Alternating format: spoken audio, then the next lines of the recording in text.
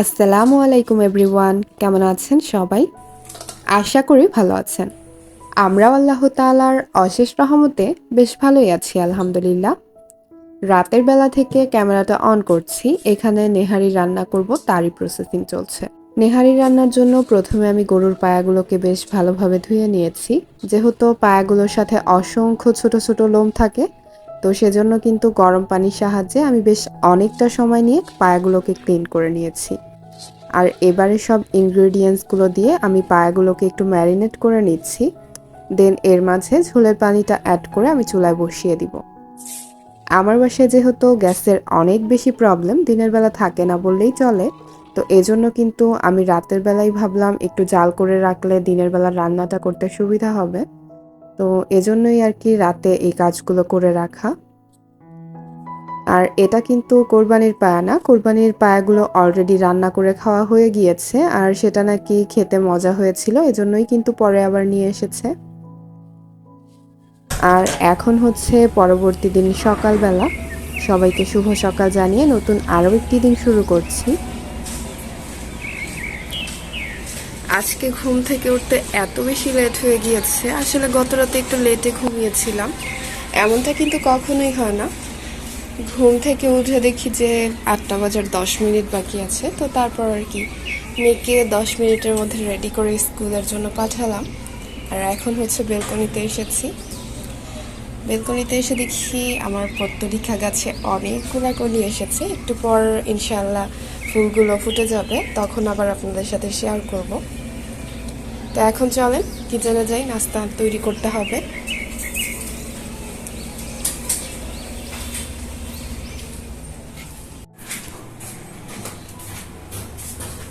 গতকাল রাতে হচ্ছে গ্যাসের পরিমাণ পরে যখন বেড়েছিল তখন নেহারিটা বসিয়ে রেখেছিলাম, আর এখন কিন্তু এই পর্যায়ে আছে।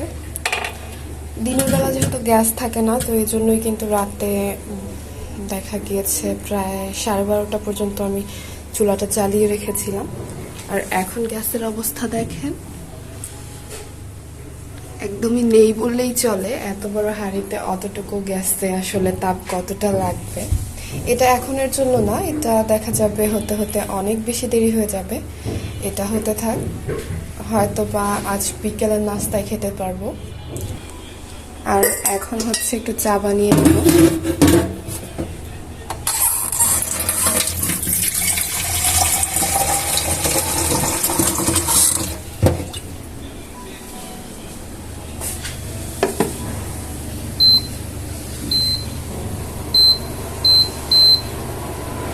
এতটা দেরি আসলে কখনোই হয় না, আজকে কিভাবে দেরি করে ফেললাম। তো এই যে সোহার বাবা হচ্ছে সোহাকে দিতে গিয়ে নাস্তা নিয়ে এসেছে, তো এখন হচ্ছে এটাই খেয়ে নিব আর চাটা বানিয়ে নিচ্ছি। তো চলেন নাস্তাটা সার্ভ করে নিই। বাহির থেকে কিন্তু খুব কম সময় নাস্তা আনা হয়, দেখা যায় সকালের নাস্তাটা আমি বাসাতেই তৈরি করে নিই। আজ যেহেতু কিছুটা লেট হয়ে গিয়েছে ঘুম থেকে উঠতে, এজন্যই কিন্তু সোহার বাবা সোহাকে দিয়ে ফেরার পথে নাস্তাটা নিয়ে এসেছে। তো এখন একসাথে নাস্তা করে নিব। আর দেখা যায় কি, সকালবেলা ঘুম থেকে উঠে অতটা প্যারা মনে হয় না যদি কিছু কাজ আগে থেকে গোছানো থাকে। আমি কিন্তু দেখা যায় আগের দিন রাতেই অনেকটা কাজ গুছিয়ে রাখি, আর এজন্য কিন্তু সকালে আমার তেমন একটা কাজের প্রেশার থাকে না। আর এই তো সাথে কিছুটা কাঁঠালও নিয়েছি। আমার বাসায় দেখা যায় কাঁঠাল জিনিসটা অতটা পছন্দ করে না, কেউ খেতে চায় না, বাট এই কাঁঠালটা কিন্তু অনেক বেশি মজা ছিল। সুহার বাবা ওই দিন কুষ্টিয়া থেকে ফেরার পথে নিয়ে এসেছিল, তো তাকে কিছুটা কাঁঠাল দিয়ে দিয়েছি। আর সে কিন্তু ভাই সাহেব মানুষ, কাঁঠাল খেতেও কাঁটা চামচ লাগে। তো যাই হোক, তাকে নাস্তা দিয়ে আমি কিচেনে চলে এসেছি, চা বানিয়ে নিব। তো চা বানাতে এসে দেখি চায়ের যে জারগুলো আছে সেগুলো সব খালি। কি বিরক্তিকর ব্যাপার ভাবেন। আসলে তাড়াহুড়ার সময় কিন্তু এরকম দেরি হয়। তো যাই হোক, জার দুটো আমি রিফিল করে নিলাম, ওদিকে কিন্তু চায়ের পানিটা বলক চলে এসেছে। আর আমি চেষ্টা করি জার রিফিল করার সময় নিচে সবসময় একটা কিচেন টাওয়াল বা একটা কাপড় বিছিয়ে নিতে, এতে করে দেখা যায় কিচেনটা খুব বেশি মেসি হয় না। তো এই তো এখন চাটা বানিয়ে নিব। এখানে আমি চাপাতি আর চিনিটা দিয়ে দিচ্ছি। পরবর্তীতে কাপে দুধটা নিয়ে তারপর লিকারের সাথে মিক্স করে নিব। আসলে চটজলদি সময় কিন্তু চেষ্টা করি কিভাবে তাড়াতাড়ি সম্ভব সেভাবেই কাজগুলো করার।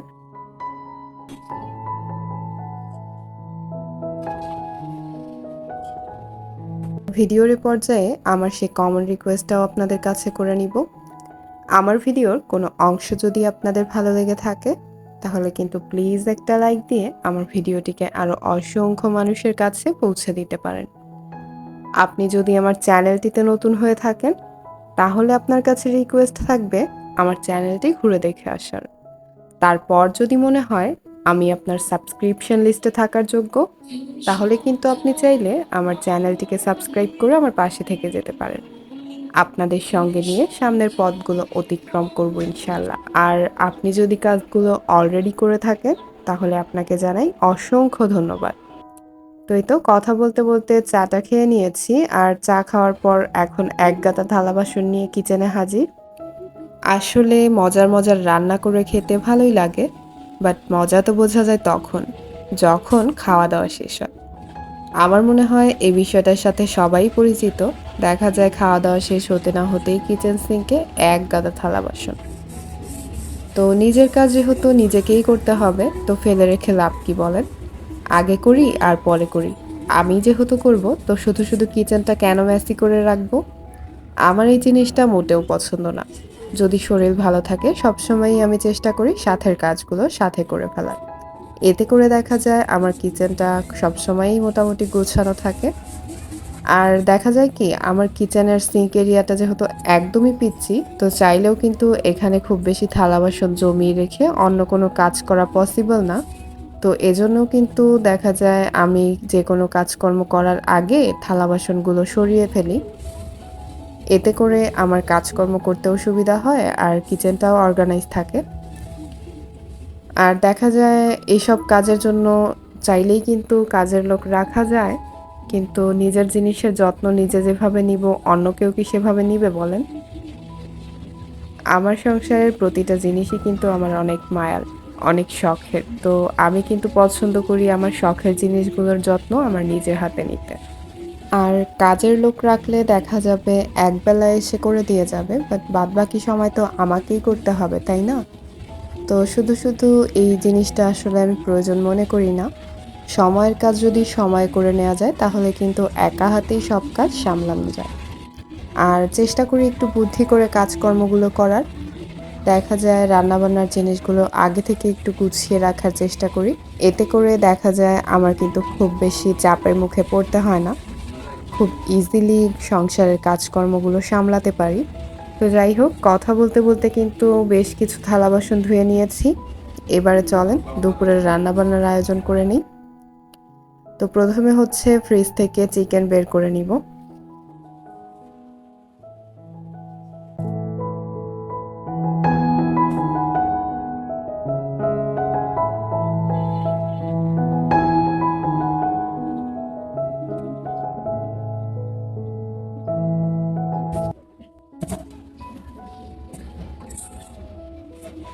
চিকেনটা ডিপ রোস্ট করার জন্য আমি কিছু সময় আগে পানিতে ভিজিয়ে রাখছি।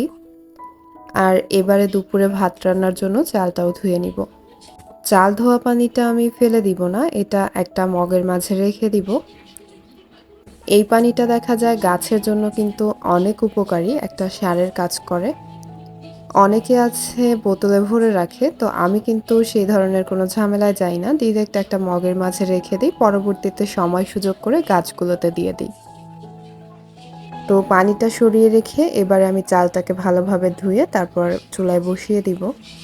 চুলায় কিন্তু গ্যাসের আঁচ একদমই কম। তো আমি হচ্ছে আলাদাভাবে ইলেকট্রিক কেটলির মাঝে পানিটা গরম করে নিয়েছি আর এবারে চালের মাঝে দিয়ে দিলাম। দেখা যায় আগে থেকে যদি চালটা কিছু সময় ভিজিয়ে রাখা হয় আর পরবর্তীতে গরম পানিটা দিয়ে ভাতটা বসানো হয় তবে কিন্তু কম গ্যাসেই খুব ইজিলি ভাতটা রান্না করে নেওয়া যায়। যাদের বাসায় গ্যাসের প্রবলেম আছে তারা কিন্তু চাইলে এই টেকনিকটা ফলো করতে পারেন। আর এখানে হচ্ছে দুপুরের রান্নাবান্নার আয়োজন করে নিচ্ছি। তো রান্না শুরু করার আগে চলেন বেলকনিতে গিয়ে গাছগুলোতে আগে পানি দিয়ে আসি। সকালে কিন্তু এই কাজটা আজকে করা হয়নি। নরমালি কিন্তু খুব সকালবেলাই আমি গাছগুলোতে পানি দিয়ে নিই। না হলে কিন্তু রোদ চলে আসে আর রোদের সময় কিন্তু গাছে পানি দেওয়া একদমই উচিত না। তো আজ যেহেতু একটু দেরি হয়ে গিয়েছে তো দিয়ে দিলাম। আশা করছি কোনো সমস্যা হবে না। আর এদিকে কিন্তু অলরেডি আমার ভাতটা বলক চলে এসেছে। অপর সাইডে আমি ইন্ডাকশনের মাঝে প্যান বসিয়ে দিয়েছি আর প্যানে কিছুটা তেল দিয়ে পেঁয়াজটা ভালোভাবে ভেজে নিব। একটু আগে শেয়ার করলাম মাছগুলো আগে থেকে ভাজা ছিল।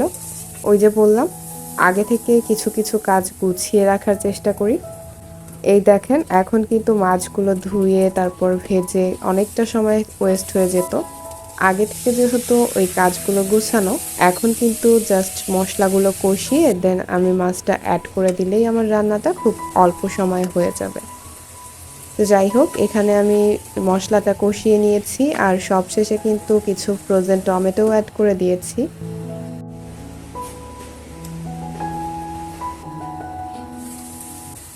ঢেকে বেশ কিছু সময় কষিয়ে নিয়েছি। এ পর্যায়ে আমি মাছগুলো অ্যাড করে দিব।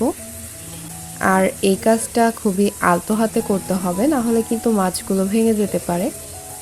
কিছু সময় মাছগুলোকে মশলার সাথে একটু নেড়েচেড়ে মিশিয়ে দেন আমি ঝোলের পানিটা অ্যাড করে দিব। আর আজ দুপুরে রান্না করব ছোট মাছ ভুনা, চিংড়ি দিয়ে কচুরমুখির ঝোল আর সেই সাথে চিকেনের একটা কারি। রান্না করার ক্ষেত্রে আমি মাঝে মাঝে চেষ্টা করি একটু গরম পানি অ্যাড করার, এতে করে কিন্তু রান্নার টেস্টটাও ভালো আসে আর সেই সাথে রান্নাটাও খুব তাড়াতাড়ি হয়ে যায়। আসলে সব সময় পসিবল হয় না, যখন পসিবল হয় তখন কিন্তু আমি এই কাজটা করে থাকি। তো এই যে আমার মাছ ভুনাটা হয়ে গিয়েছে আর মাছ ভুনার কালারটা কিন্তু দারুণ এসেছে।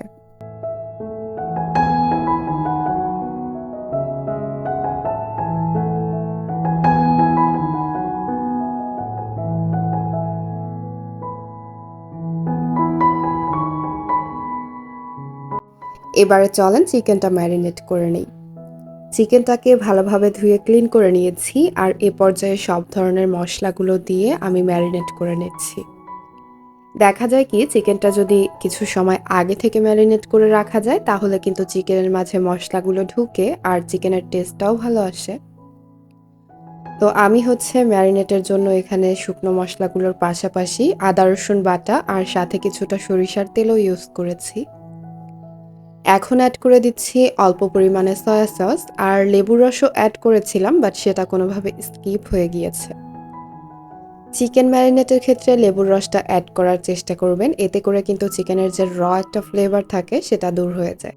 আর চাইলে কিন্তু চিকেনটা টক দই দিয়ে ম্যারিনেট করতে পারেন, বাট আমি আজকে টক দই ইউজ করিনি। আর এখন প্যানটা গরম করে নিয়ে আমি দিয়ে দিচ্ছি সরিষার তেল। আজ কিন্তু বাসায় সব রান্নাগুলোই সরিষার তেলে করেছি।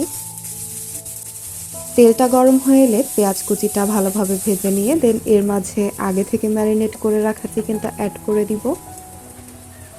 চিকেনটা আগে থেকে ম্যারিনেট করে রাখলে দেখা যায় কি চিকেনের মাঝে সব মশলাগুলো ভালোভাবে ঢুকে আর এতে করে কিন্তু চিকেনের টেস্টটা ভালো আসে। এক এক সময় এক একভাবে রান্না করা হয়, দেখা যায় মাঝে মাঝে ভেজে নিই, আবার মাঝে মাঝে এভাবেও রান্না করে থাকি।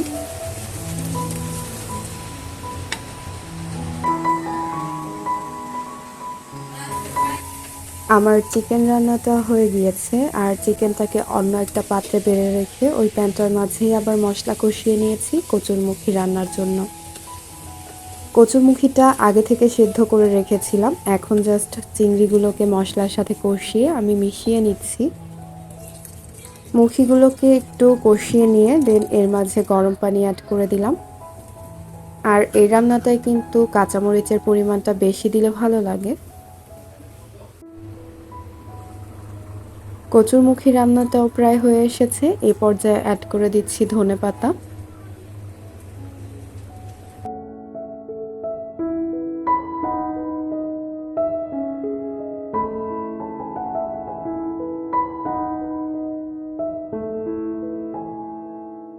আজকের মতো দুপুরের রান্নাবান্না এখানেই ডান। এখন দুপুরের লাঞ্চটা সেরে নিব। আর সেই সাথে আপনাদের আবারও মনে করিয়ে দিচ্ছি, আমার ভিডিওটির কোনো অংশ যদি আপনাদের ভালো লেগে থাকে তাহলে প্লিজ একটা লাইক দিয়ে দিবেন। আপনার একটা লাইক আমার ভিডিওটিকে পৌঁছে দিতে পারে আরও অনেক মানুষের কাছে। তো চাইলে কিন্তু লাইকটা দিয়ে দিতে পারেন।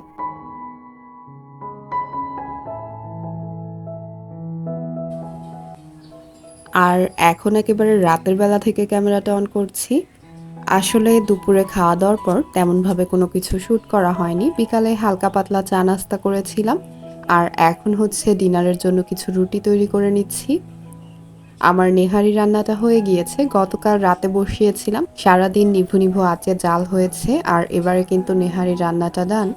বুঝতেই পারছেন কতটা জাল হয়েছে। তো নেহারির সাথে আমি কিছু রুটি তৈরি করে নিচ্ছি।